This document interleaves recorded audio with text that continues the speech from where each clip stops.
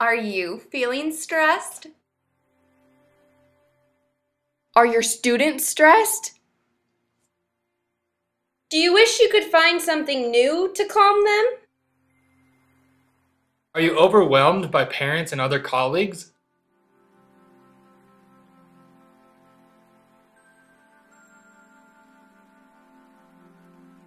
Hello and welcome to our professional development video. In this video you will learn about teachers using effective strategies for staying calm in 3 areas. With students, parents, and even how to keep yourself calm in stressful situations. These helpful tips and tricks will help establish strong relationships with the people in and outside your classroom.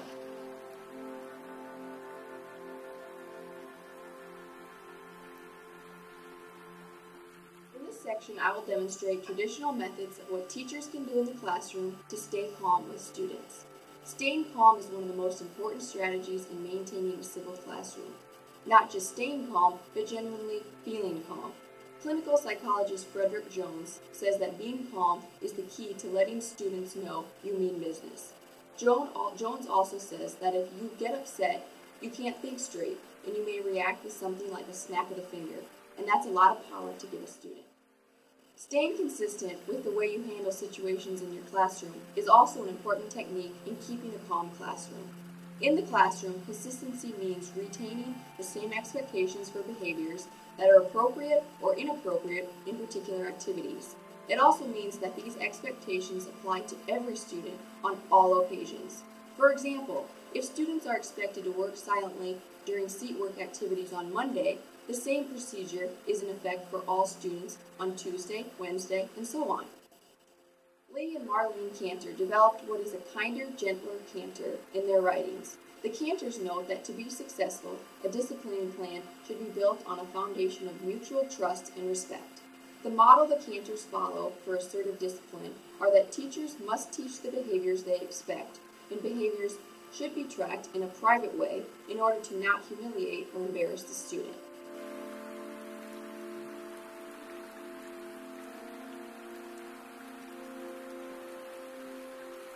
Yoga within a classroom has shown to have many benefits of calming students. A study done at Leipzig University in Germany came to the conclusion of yoga and relaxation training provided to be especially effective. The evident exercising effects shows that yoga is suited as a relaxation method for students and extended the spectrum of the existing relaxation methods for this age group.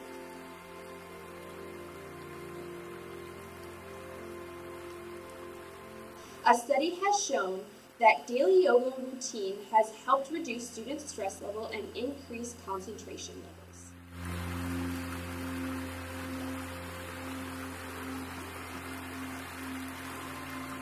According to Teaching Tolerance, an education magazine dedicated to educating teachers about diversity and how to teach it, Miss Jackson's classroom of 3rd graders' scores were among the highest in the school after her simple yoga practices. She used simple calming breaths to help her students calm their minds before tests, during class time, and if her students were getting frustrated or angry. Here's a teacher helping a student use deep calming breaths before a test. This will help keep him relaxed and focused. Cass Street Schools was part of this yoga study, and they first recorded 225 classroom disputes, 320 disorderly conducts, and 150 fights in a 1-year time period. In 2010 to 2011, after implementing yoga in the school, it reported a dramatic drop in all the school disciplinary issues, with 110 classroom disputes, 40 disorderly conducts, and 52 fights.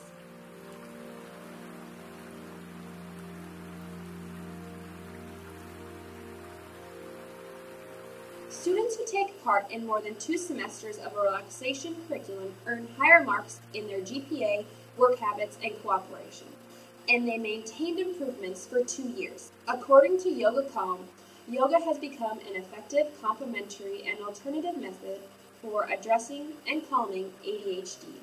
Centers for Disease Control and Prevention stated additional effective components of an integrated treatment of yoga for individuals with autism are relaxation and stress relief.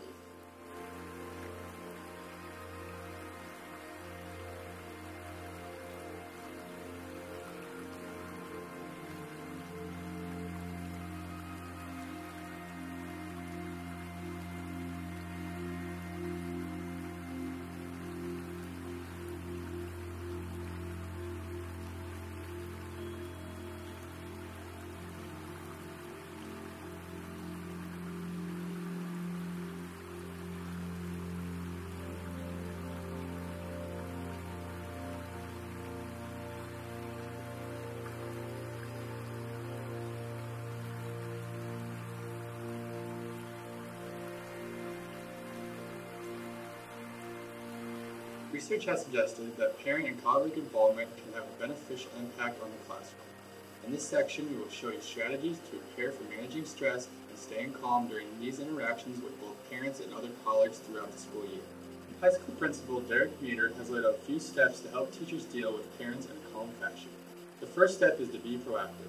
It's much easier to deal with parents if you build a positive relationship before a difficult situation arises. This can be done by allowing parents to communicate with the teacher, inviting the parents into the classroom, and keeping the parents involved throughout the school year. Examples of good communication with parents are sending emails, making phone calls,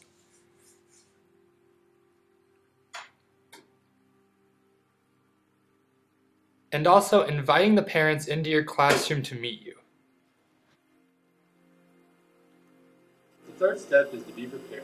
Parents may come screaming and cussing into your classroom, and it is important for you as a teacher to be prepared and handle these situations properly. If the parent is too out of control, you can ask the parent to leave and invite them to return when they have calmed. Get help if necessary. Just as in any job, in teaching it is pivotal to be able to work with your other teachers and administrators. This can become stressful at times. Psychologist Molly Thompson has written a few steps to handling stress with coworkers and how to stay calm during these stressful situations. The first is to set boundaries with those who stress you. Next is to control your emotions. Don't let a coworker let you get upset. Remain confident and professional. Step 3 is to separate yourself when feeling stressed. Return to a situation when you feel better. If a single teacher is causing you stress, consider talking to that teacher one-on-one. If all else fails, go to another trusted colleague or mentor to help resolve the situation.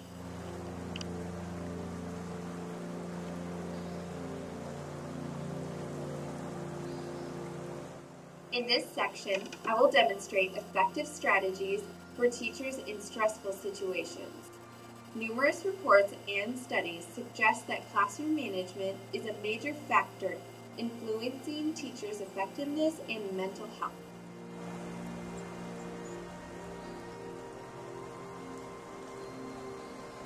A student becomes defiant when asked to do an assignment. She begins to complain and becomes upset. The teacher calmly walks over to her own desk, breathing twice to remain calm. As the student continues, the teacher looks back at her in a composed manner. Once the student is finished, the teacher gestures for her to continue working on her assignment and stays to ensure she does so. After taking 2 more relaxing breaths, she continues. A potentially disastrous situation was averted thanks to the teacher's remaining calm and consistency with her expectations. Here is an example of a teacher calmly handling a situation with a student. She takes 2 breaths, walks back, and draws her attention back. Miller provides a few quick tips for teachers to avoid self-inflicted stressful situations. Teachers must remember the following: provide manageable materials, offer relaxing activities, and help children cooperate calmly. Teachers' ability to reflect on data and experience to plan new events is an important characteristic of adaptive potential for decision-making and growth. Thus, a teacher who has a good motivational system, average management skills as reflected in observed behavior, but good plans for change might be rated more highly than a teacher who manages reasonably well but has no plans for improvement. Teachers will find that these strategies are effective when confronting stressful situations, especially when you are new to these types of situations. Just remember, keep calm and teach on.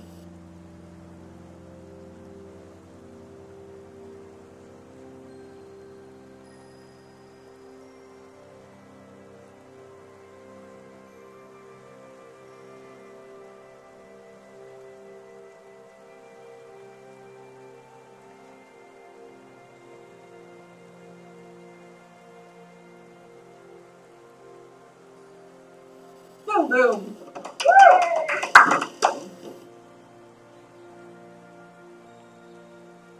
We're live. 3, 2, 1. Sorry, don't worry. Good job. Oh, Good next one. joke, Cora. Sorry, I got all nervous. I'm sorry. 3, 2. I'm a perfect teacher.